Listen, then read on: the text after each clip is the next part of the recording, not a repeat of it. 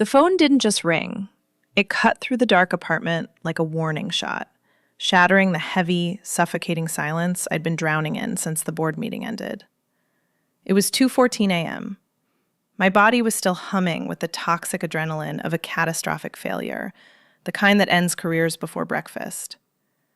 I rolled over, expecting a generic crisis alert from legal, but the screen lit up with a single name that made my breath hitch. Vivian, the CEO, my boss, the woman who never broke. I answered, my heart hammering a frantic rhythm against my ribs. "I can't go home," she whispered, her voice unrecognizable, stripped of its iron armor. "Can I come to you?" The answer was yes before she even finished asking. 20 minutes later, the knock came. 3 soft, hesitant taps that sounded nothing like the woman who commanded rooms with a single, terrifying glance. I opened the door, and the sight of her stopped me cold. Vivian stood in the hallway, soaked to the bone, the rain plastering her sharp, tailored blazer to her frame. She looked smaller than I had ever seen her, stripped of the imposing stature she wore like a weapon in the boardroom. The air around her smelled of ozone, city rain, and that distinct, expensive perfume she always wore. Sandalwood and something sharper, like cold steel. But tonight, the steel was entirely gone. She was shivering, a subtle, rhythmic tremor that ran through her entire body, and I knew instantly it wasn't just from the cold. Her hair, usually pinned back with architectural precision, hung in wet, dark strands against her pale neck. Water dripped from the hem of her skirt onto the floorboards, a dark pool widening around her expensive heels. I stepped back immediately, ushering her inside. "Come in," I said, my voice sounding too loud, too rough in the quiet space. She stepped over the threshold, and I closed the door firmly behind her. The click of the lock felt like a seal, a heavy finality that shut out the storm outside and the wreckage of the vote we had lost hours ago. For a moment, we just stood there in the entryway, the only sound the soft drip, drip, drip of water falling from her coat. The silence stretched, thick and uncomfortable. We were 2 women who communicated in strategy, in projections, in precise, clipped sentences across a mahogany table. Now, we were fumbling through a raw, unscripted vulnerability that felt dangerous. I watched her, unsure of the protocol. Do I take her coat? Do I offer a debrief? She stood with her arms wrapped tight around herself, her gaze, usually so sharp and analytical, dull with a bone-deep exhaustion. She looked at the floor, then at the wall, anywhere but at me. "I couldn't go back to the penthouse," she admitted, the words falling softly, almost brokenly, into the space between us. The silence there, it was too loud. I couldn't be alone with it. I felt like the walls were closing in on me. The confession hung in the air, heavy and terrifying. Vivian didn't admit weakness. She didn't admit to needing anyone. Yet here she was, dripping onto my rug, seeking sanctuary in the apartment of her strategist. The power dynamic, usually so rigid and vertical, flipped in an instant. She wasn't the CEO right now. She was just a woman standing in the wreckage. And I wasn't her employee. I was the only thing keeping her upright. I felt a sudden, fierce protectiveness surge in my chest, overriding the professional distance I had maintained for 3 years. "You're freezing," I said, the observation pushing me into motion. I shifted modes, the instinct to manage the crisis replaced by a sudden need to care for her. "We need to get you out of these wet clothes before you catch pneumonia. The strategy can wait. You can't." She finally looked at me then, her eyes searching mine, unguarded for the first time. There was no calculation in her expression, only a stark, terrifying gratitude. "I didn't know where else to go," she whispered, a tremor in her voice that she couldn't suppress. "You were the only person who wouldn't ask me for a plan. Everyone else? They just want the fix." "I don't need a plan tonight, Vivian," I told her, my voice dropping, softer now. The proximity between us in the narrow hallway felt suddenly charged, the scent of the rain on her skin mixing with the warmth of the apartment. I could see the goosebumps rising on her arms, the way her lips were pale. "I just need you to breathe." I moved toward the bedroom to find something dry, the sound of her shallow, shivering breaths following me. The lines had blurred the moment she walked through that door, and as I pulled open my dresser drawer, I realized with a jolt that there was no going back to the boardroom after this. We'd crossed a threshold, and the air in the apartment was already changing, thickening with a tension that had nothing to do with business. I rummaged through the bottom drawer of my dresser, bypassing the silk and the structured loungewear for the softest, most worn things I owned. It felt almost blasphemous to offer Vivian, a woman who wore Italian wool and architectural tailoring like a second skin, a faded gray t-shirt and a pair of loose flannel bottoms. These were clothes for a version of life she didn't seem to inhabit, a world of lazy Sundays and unchecked emails. But as I held the fabric in my hands, feeling the years of washing that had broken the fibers down into pure comfort, I knew it was exactly what she needed. The armor had to be fully dismantled if she was going to survive the night. I walked to the bathroom door, which was cracked open just an inch, releasing a sliver of steam and the sound of running water into the hallway. "Here," I said, passing the bundle through the gap without looking in, maintaining a fragile boundary of privacy that felt increasingly thin. "These will be big on you, but they're warm." Her hand reached out to take them, pale, trembling slightly, the manicured nails a stark contrast to the frayed cotton she was accepting. Her fingers brushed the back of my hand for a fraction of a second, cool and damp, and I pulled back instinctively, the contact sending a strange, low-voltage current up my arm. "Thank you," she murmured, the door clicking shut softly between us. I was left standing in the hallway, staring at the wood grain, my heart beating a slow, heavy rhythm that had nothing to do with the board vote anymore. I retreated to the living room to create an illusion of normalcy. I moved to the small bar cart in the corner, my hands moving through the ritual of pouring a drink just to give him something to do. I chose the amber whiskey, the good stuff I saved for victories, though tonight it was for survival. The sound of the liquid hitting the heavy crystal glass was the only noise in the apartment, sharp and distinct against the backdrop of the rain drumming against the windows. I poured two, leaving them neat. Ice felt too harsh, too jarring for the state she was in. I stood there, gripping the edge of the cart, listening to the silence of the apartment, waiting for the door to open again. The air felt thin, pressurized, like the moments before a thunderstorm breaks. When I finally heard the bathroom door open, I didn't turn around immediately. I took a breath, steeling myself, then faced her. The transformation was absolute. Vivian stood in the archway of the living room, and the CEO I knew was gone.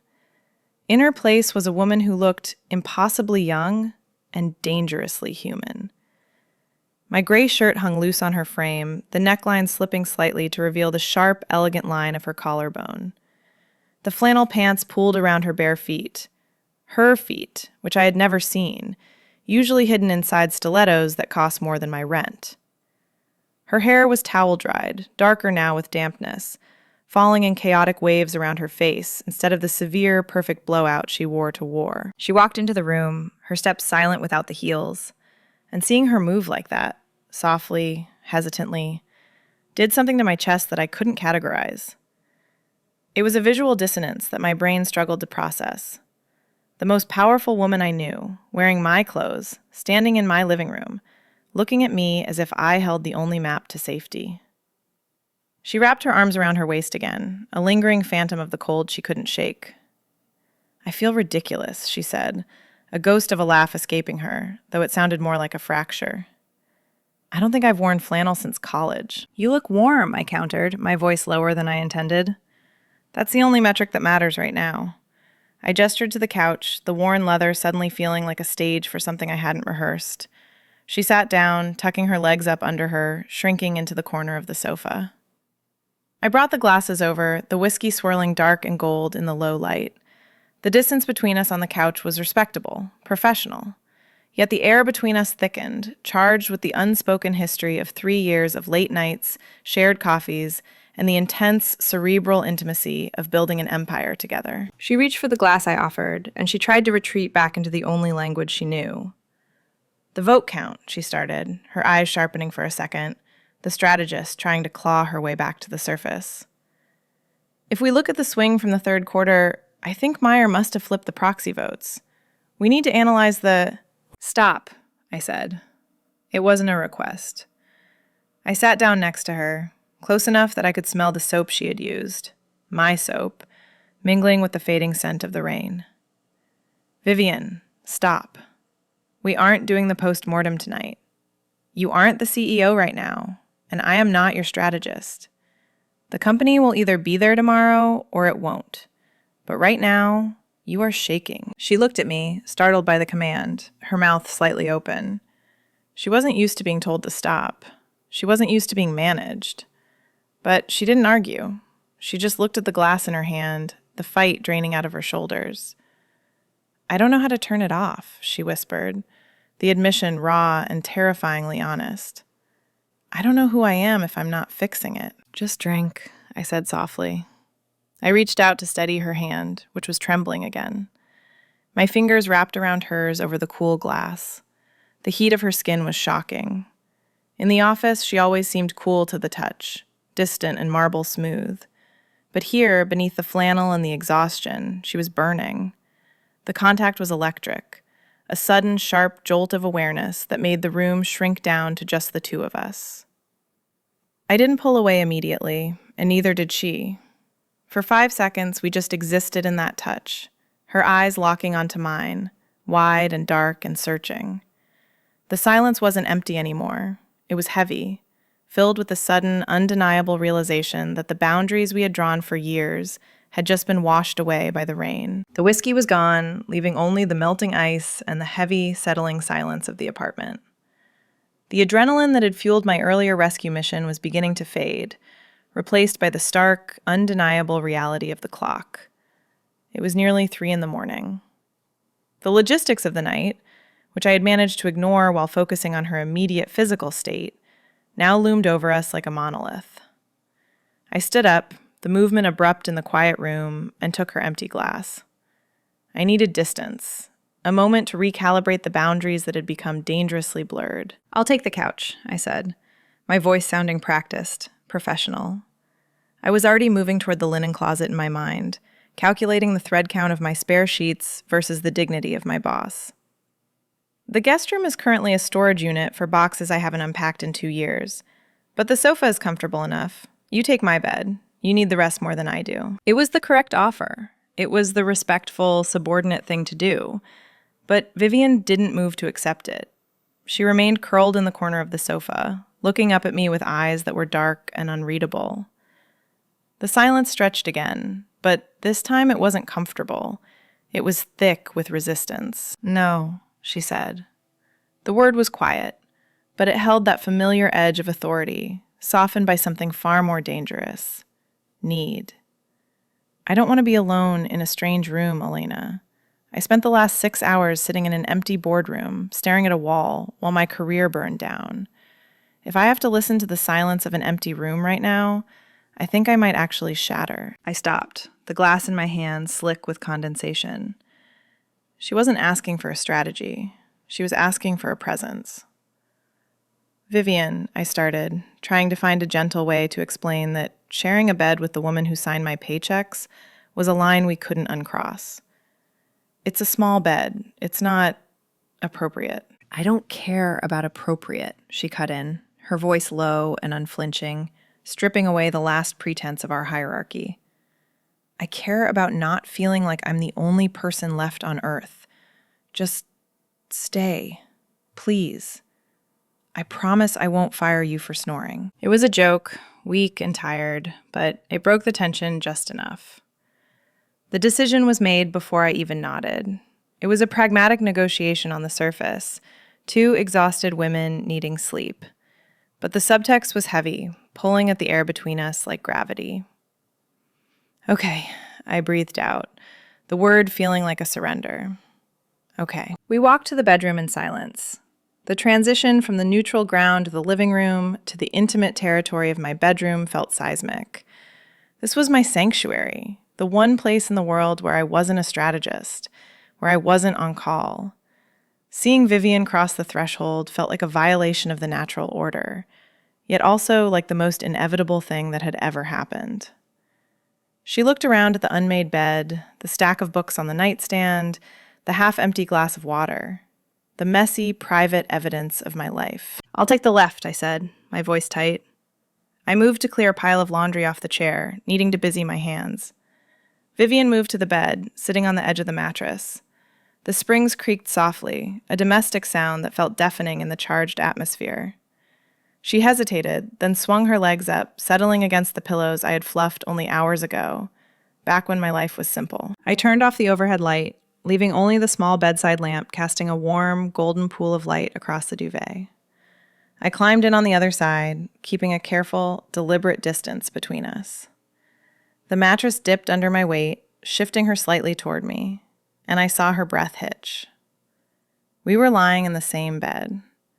The realization hit me with the force of a physical blow. I could smell the sandalwood soap on her skin, stronger now in the enclosed space. I could feel the heat radiating from her body, bridging the 6 inches of cool sheet I had desperately tried to maintain as a demilitarized zone. She was staring at the ceiling, her hands folded over her stomach, looking like an effigy of the woman she usually was. "Thank you," she whispered, the words barely audible. "Sleep," I murmured. I reached out and clicked the lamp off. The darkness was absolute. And in that sudden void, the visual barriers we relied on, the suits, the titles, the guarded expressions, vanished completely. All that was left was the sound of our breathing and the terrifying magnetic pull of her body next to mine in the dark. The air in the room suddenly felt thin, as if the oxygen had been replaced by something heavier, something that tasted like ozone, an impending collision. I lay rigid, staring into the black, acutely aware that the woman beside me was no longer my boss, but simply a heat source in the dark.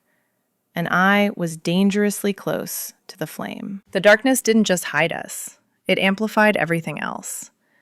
Without the visual distraction of the room, my world shrank down to the auditory and the tactile. I could hear the rain still weeping against the glass, but it was distant now, secondary to the sound of Vivian's breathing beside me. It was jagged at first, shallow and uneven, the rhythm of a mind that wouldn't shut down. But slowly, as the minutes stretched into the deep silence of the night, it began to smooth out. I found myself unconsciously matching my own breath to hers, an instinctive synchronization that felt dangerously intimate. We were lying there, 2 separate islands in a sea of cotton, breathing in unison. Then the mattress shifted. It was a subtle movement, a realignment of weight that sent a ripple through the springs. I lay perfectly still, staring up into the void, my muscles tensed, waiting. I felt the warmth before I felt the touch. She had turned onto her side, facing away from me, but she had scooted back. The distance I had so carefully engineered, that 6 inches of safety, evaporated.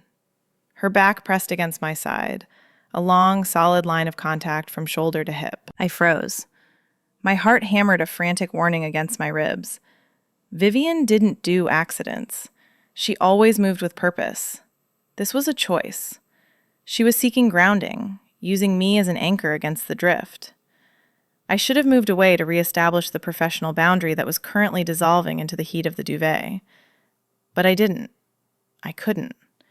The contact was electric, a heavy, grounding weight that settled the chaotic energy of the night. "Elena," she whispered. It was just an acknowledgement that I was there, that I was awake, that I was letting this happen. Then her hand moved. It slid back across the sheet, searching blindly in the space between us. Her fingers brushed against my wrist, cool, hesitant, and the sensation sent a shockwave through me that curled my toes. She wasn't pulling away. She was waiting. Slowly, with a terrifying clarity of what this meant, I turned my hand over. I opened my palm. Her fingers slipped into the spaces between mine, interlacing with a grip that was surprisingly strong. It was a desperate, silent plea. Don't let go. The friction of skin against skin was deafening in the quiet room. This was the woman who commanded boardrooms, now clinging to my hand in the dark like it was the only solid thing left. The confusion in my head was a roar. This was wrong. This was a violation of every unwritten rule of corporate survival. But the heat radiating from her body, the way her thumb brushed unconsciously against the back of my hand, made the logic seem distant and unimportant. The professional boundaries were still there, somewhere in the room, but they felt like they belonged to the daylight. Here, in the dark, there was only the pull, the undeniable magnetic gravity of her need meeting my own hidden desire. We didn't speak. There were no words for this, no strategic framework to categorize holding hands with your boss at 3 a.m. while the rain washed away the city outside. There was just the heat.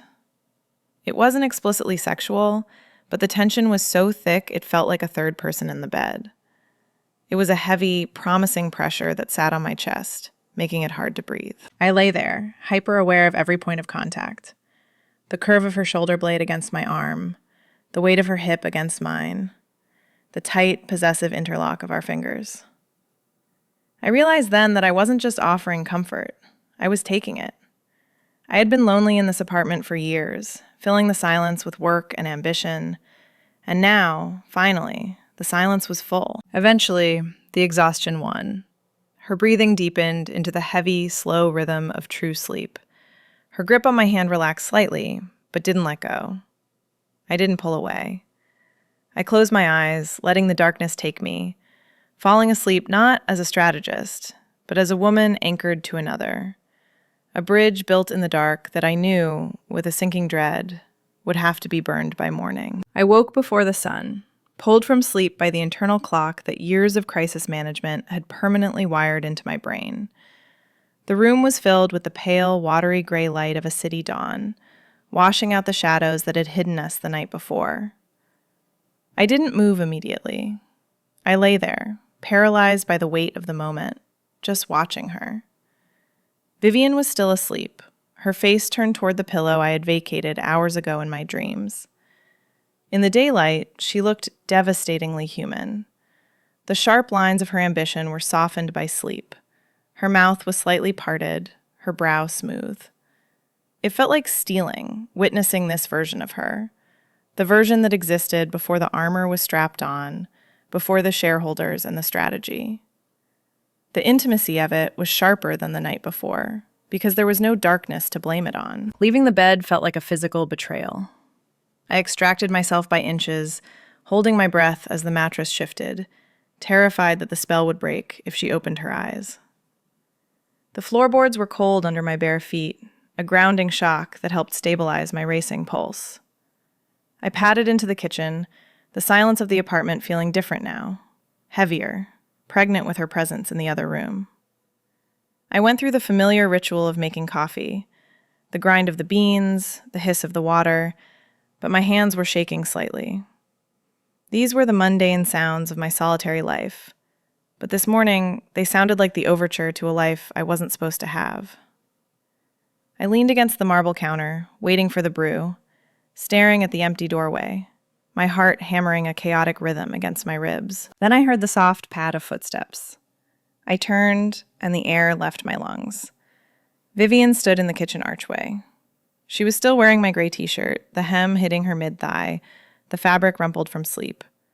Her hair was a tangled, dark halo around her face, and she was rubbing her eyes with the back of her hand, a gesture so unguarded, so childlike, that it made my chest ache. She didn't look like a CEO who had lost a vote. She looked like a woman who belonged here. She blinked at me, a slow, sleepy smile touching her lips that hadn't been approved by any PR team. I followed the smell, she rasped. Her voice dropped an octave, thick with sleep and undeniably sexy. "It's almost ready," I said, my voice sounding too loud in the quiet kitchen. She walked over, not to the other side of the island where a guest would stand, but right next to me. She leaned her hip against the counter, close enough that I could feel the warmth radiating from her body, close enough to smell the lingering scent of my own detergent on her skin. I poured the coffee, the dark liquid steaming in the cool morning air, and handed her the mug. Our fingers brushed, a deliberate, lingering transfer of heat that made the hair on my arm stand up. "Thank you," she murmured, lifting the mug with both hands, inhaling the steam. She looked out the window at the skyline, her shoulder brushing mine. We stood there in the gray light, sipping coffee in a comfortable, heavy silence. We didn't talk about the board. We didn't talk about the fallout waiting on our phones. We talked about the roast of the coffee, the way the light hit the building across the street, the quiet.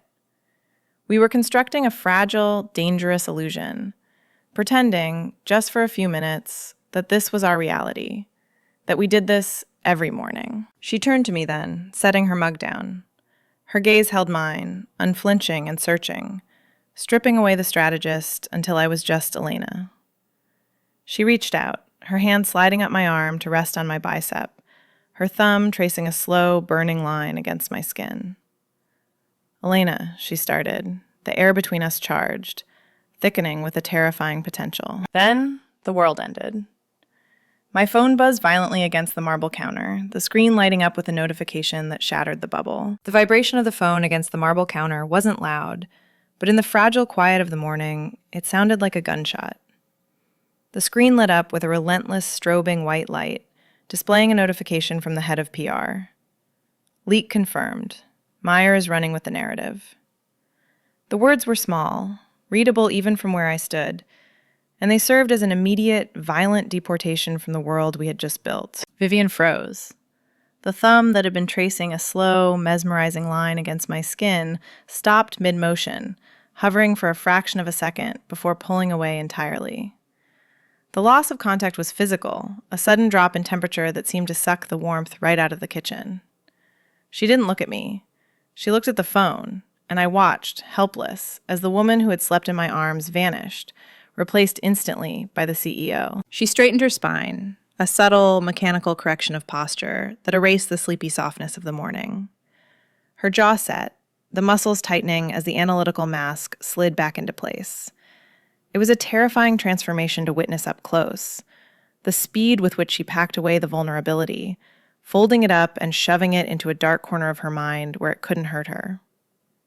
She reached for the phone, her movement precise and snatched, no longer the languid reach of a lover, but the calculated strike of a predator. "Meyer leaked the preliminary numbers," she said.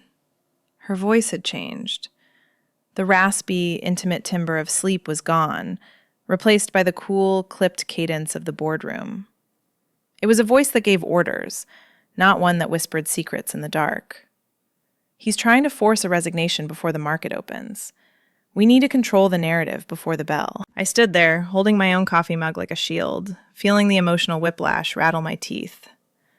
A moment ago, we were breathing the same air, existing in a suspended state of potential. Now, she was discussing damage control while wearing my wrinkled t-shirt. The dissonance was jarring, creating a strange, grating friction in the room. I had to force my brain to catch up, to shift gears from the woman who wanted to kiss her to the strategist who had to save her. "I can have the press release drafted in 20 minutes, I replied, my voice sounding hollow and robotic to my own ears. "We pivot to the long-term restructuring plan.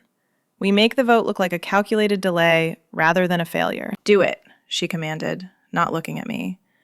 She was already typing, her thumbs flying across the screen, organizing a war room for my kitchen island. "I need to go. I need to be in the office before the camera's set up." She moved away from the counter, putting a definitive 3 feet of distance between us. The intimacy of the kitchen, the shared coffee, the proximity, twisted into something painful. She walked to the living room, where her clothes from the night before were draped over the chair. They were still damp, wrinkled, and sad, but she gathered them up with a dignity that defied the situation. She wasn't lover-adjacent anymore. She was my boss, and I was just an employee whose apartment had served as a temporary bunker. She didn't change back into the suit. There wasn't time, and it was ruined anyway. She called a car, her voice barking coordinates into the phone while she shoved her feet into her heels. I watched her, feeling a foolish, aching sense of loss. The transition was absolute. She was leaving, and she was taking all the oxygen in the room with her. We walked to the door. The hallway felt miles long. She paused with her hand on the latch, and for a second, just one heartbeat, the armor cracked. She looked back at me, her eyes softening around the edges, betraying the memory of the hand-holding, the shared breath, the morning light. Her gaze dropped to my lips, then snapped back up to my eyes, searching for something she couldn't ask for. She started, then stopped. The hesitation was heavy, loaded with everything she wasn't saying. But the vibration of the phone in her hand cut her off again. The moment shattered. She tightened her grip on the door handle. "Send the draft to my secure server. I'll see you in the office, Elena." "See you in the office," I echoed, the words tasting like ash. She opened the door and stepped out into the hallway, back into the world that demanded everything from her. The door clicked shut, the lock engaging with a final metallic snap. The silence that rushed back into the apartment wasn't the comfortable quiet of the morning. It was hollow, cold, and deafening. I was alone, standing in the entryway, the ghost of her perfume the only proof that she hadn't been a hallucination.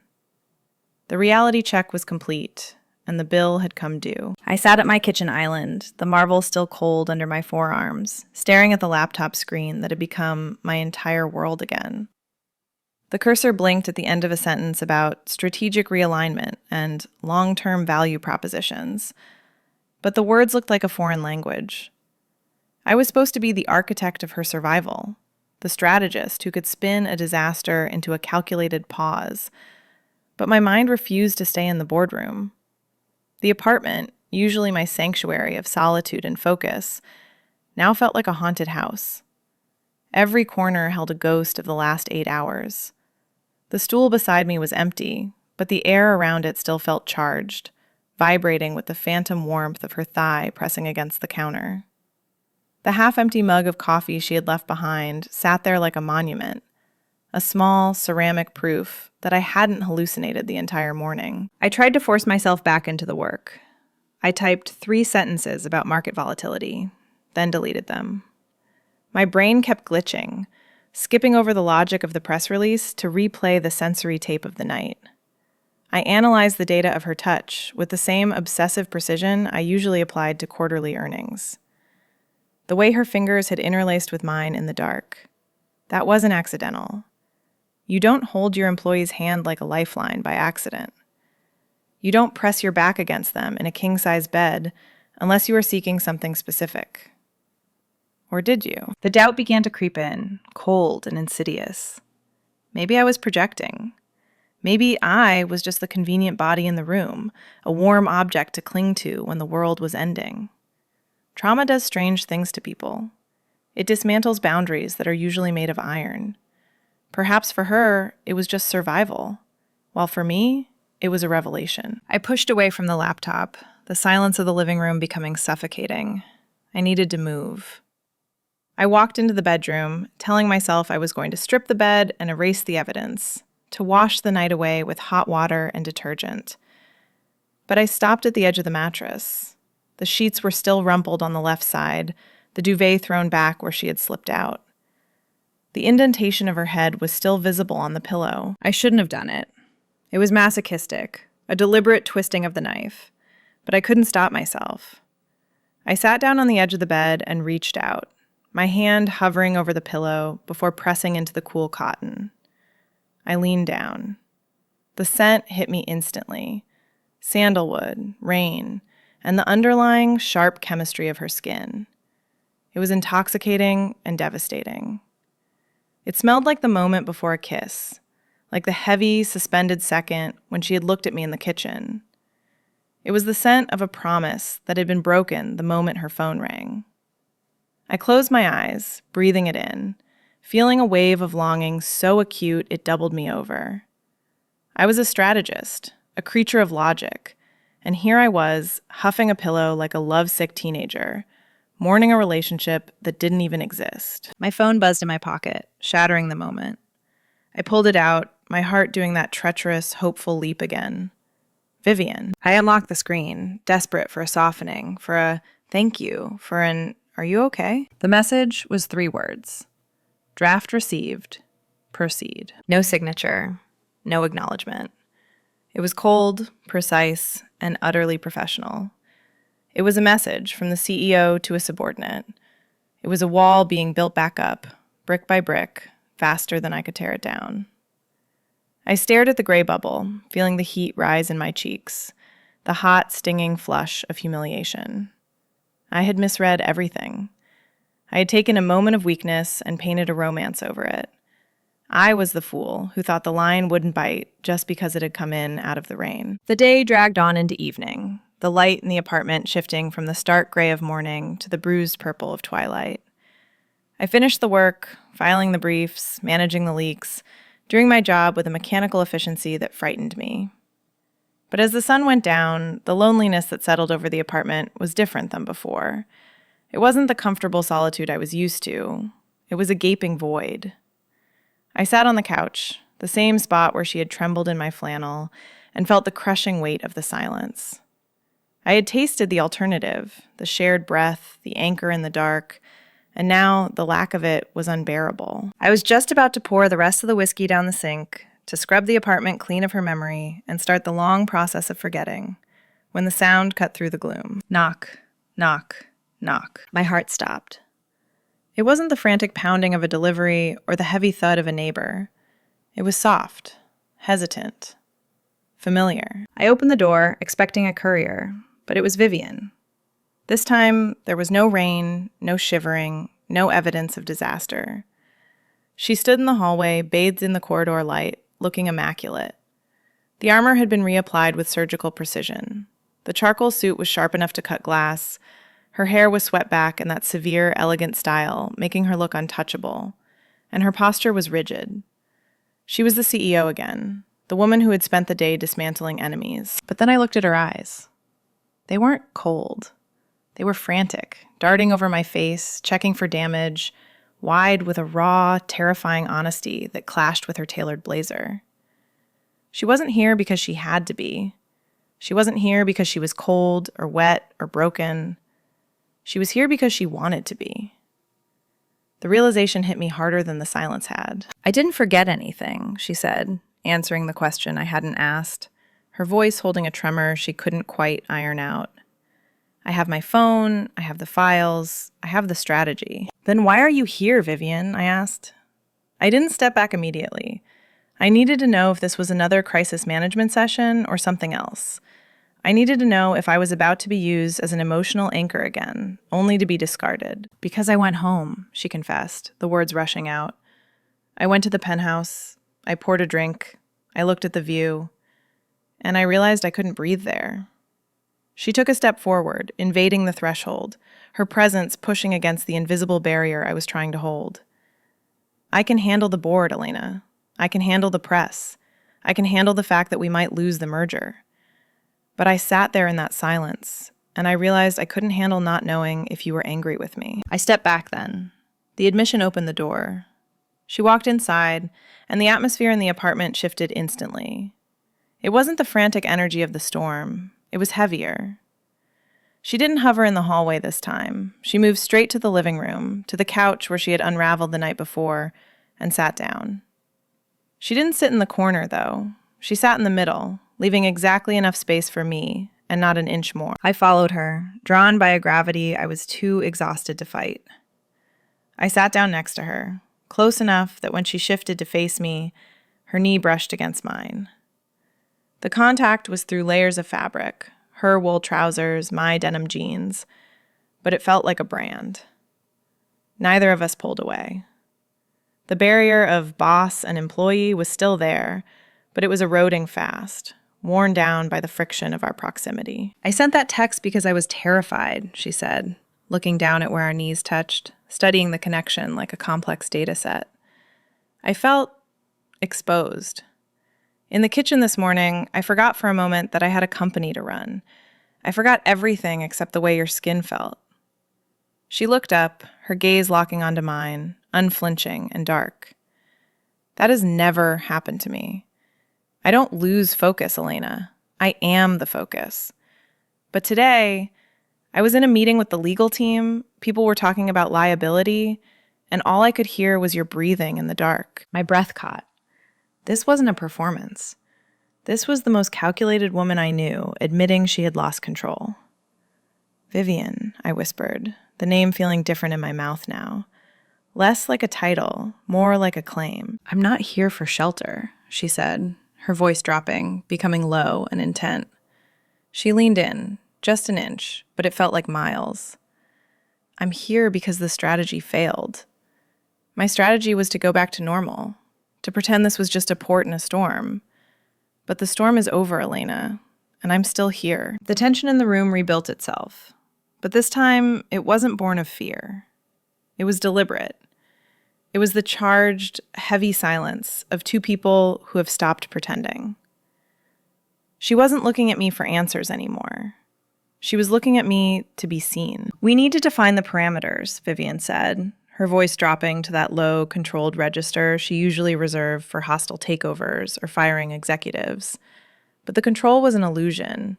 I could see it in the way her hand rested on her thigh, fingers curling tightly into the fine wool of her trousers. "The board will want blood tomorrow.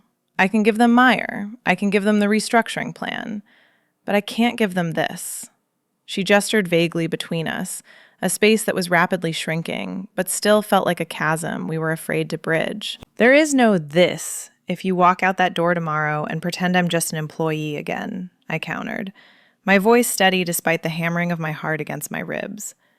I had to be the strategist now, for us.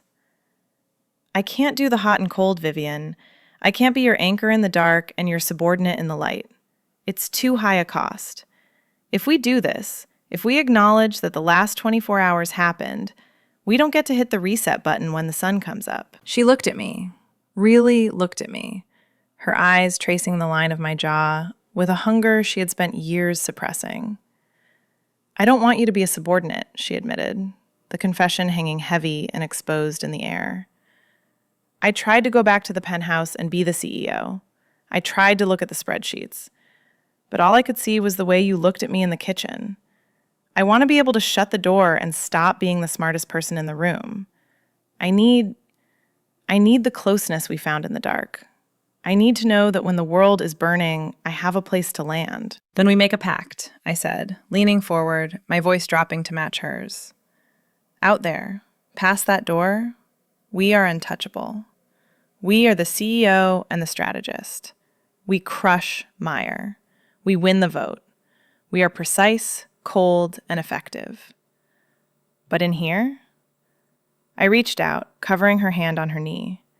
The contact was electric, grounding us both. "In here, we don't count votes. In here, we explore this new gravity." She turned her hand over, interlacing her fingers with mine, a deliberate, firm echo of the night before. "Agreed," she whispered, her gaze dropping to my lips. "Publicly, we are a united front. Privately, we are this." The air between us charged, thickening with a deliberate intent that made it hard to breathe. We weren't stumbling into this anymore.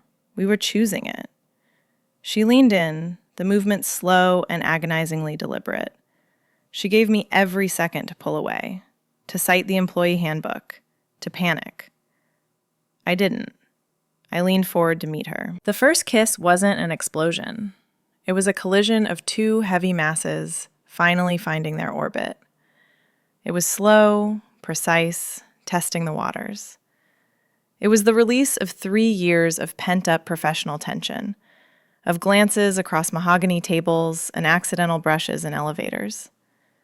Her lips were soft, yielding in a way I never expected, tasting of the red wine she'd had earlier, and the sharp relief of surrender. Her hand came up to cut my face, her thumb stroking my cheekbone with a reverence that made my knees weak. The kiss deepened, growing heavier, possessing a promising heat that threatened to burn the apartment down. It wasn't frantic or messy. It was the profound, terrifying intimacy of being known. She kissed me like she was signing a contract for her soul. When we finally broke apart, breathless, she didn't pull away.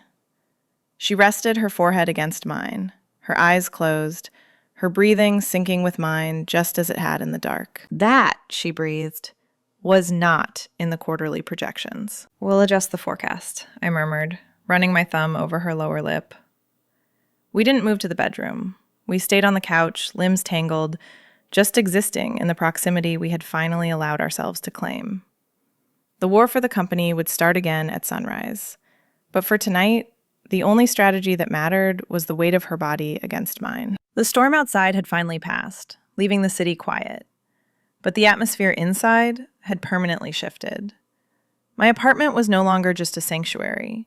It was a shared secret, a headquarters for something far more dangerous than business. Vivian sighed against my neck, the strategy for tomorrow already forming in her mind, but secondary to the warmth of the moment. If you understand the weight of keeping a secret like this, subscribe for more stories.